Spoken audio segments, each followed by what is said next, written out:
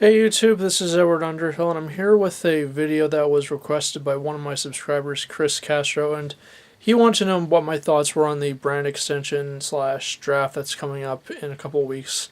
And I have absolutely no complaints about doing that, so I figured I'd do a video for you guys. Before I get into what my thoughts are on it, I do want to admit that I have not watched a whole lot of Raw or SmackDown since Mania season, largely because my shift at work doesn't end until after the network that I watch Raw and SmackDown on finishes airing the shows, and I'm just too lazy to PVR just because I feel like the product the last little while hasn't been the greatest thing on the planet, and I have been paying attention to what's been going on through Facebook because I'm subbed to their WWE's Facebook page, but I am going to be PVRing the draft shows on the Raw and SmackDown shows that are going to be airing on the 18th and 19th, just so I have an idea of where everybody ends up, and I'll probably do my thoughts on the draft later. But when I first heard that WWE was going to be bringing back the draft again, and the brand extension, this was probably around May when people started doing videos on it, and I was just, figured I'd let it sink in for a while, and then maybe do a thoughts video on it. And so here we are. I'm torn on it personally because, one, I don't know if the roster can pull it off because, let's face it, there's a good chance WWE could screw it up. There are a couple of points that I do want to bring up that I think they do need to do correctly. Number one, put an equal number of guys on each show that are A, over with the crowd, B, can go, in the ring, of course, and 3, can actually work a pretty good number of matches, and I think they have a good number of guys to do it. They just need to make sure they put an equal number of guys that can do that on each show. Number 2, do not, and I repeat, do not split up the tag teams. The established tag teams that WWE has now need to stay together throughout the whole thing. The New Day, the Wyatts, the Dudleys, Vaudevillains, Enzo and Cass, whatever other teams there are on the roster, they need to stay as a team. Don't split them up. It's just going to be a disaster because the tag division is just going to fall apart. Number 3 is the pay-per-views. Now, I think that WWE could do 4, maybe 5 interpromotional pay-per-views. Royal Rumble, WrestleMania, SummerSlam, Survivor Series, maybe Money in the Bank, could be the 5th one.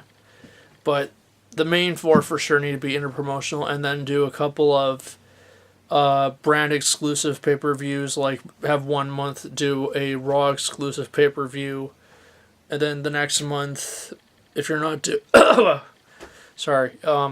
and then the following month, if you're not going to do one of the big 4 shows, do the SmackDown show, and then just alternate it as the months go on. I don't think you need to do 2 brand exclusive pay-per-views a month. That just seems to be too much. But other than that, as far as the belts themselves go, I think they should do 1 mid-card title per show. I don't know at this point if they're going to do 2 sets of tag belts, 2 women's titles. But I think the big question everyone is asking is, are there going to be 2 world titles? And I could possibly see them bringing back the World Heavyweight title and just having the WWE title as the Raw World title, and then have SmackDown having the World Heavyweight title, but at least do a tournament. Don't just give it to the top guy or whatever, or the second best top guy. Depending on who ends up, we'll have to wait and see what happens on July 18th, I guess, is when they're going to be doing it. And also, SmackDown is going to be going live starting July 19th. I have good and bad about that. I prefer they do it Thursday live, as opposed to just doing it like the day after Raw, just to let everything sink in. But I do hope that WWE gets this right. I hope that it makes the product a little bit more interesting than it has been. I know the last couple pay-per-views WWE has done have been really good from what I've heard in reviews and whatnot. So I'm hoping that this will inject new life into the product that we haven't seen in a long time.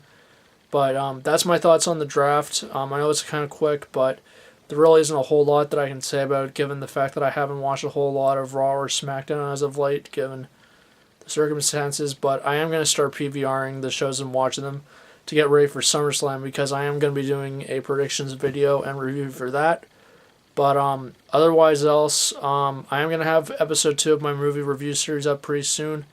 I may do an more in-depth review of WrestleMania 32 on the DVD once I've watched it. But other than that, I am going to have a review of the WrestleMania 32 Elite Heritage Undertaker is Welcoming. And I am going to review the LEGO Star Wars Resistance Transport probably this weekend as well. So those are the next big videos coming up. But thank you guys for watching the video. Leave your thoughts and comments below on what you think of the brand extension and the draft. Subscribe to the channel. Share this video, and I will see you guys later.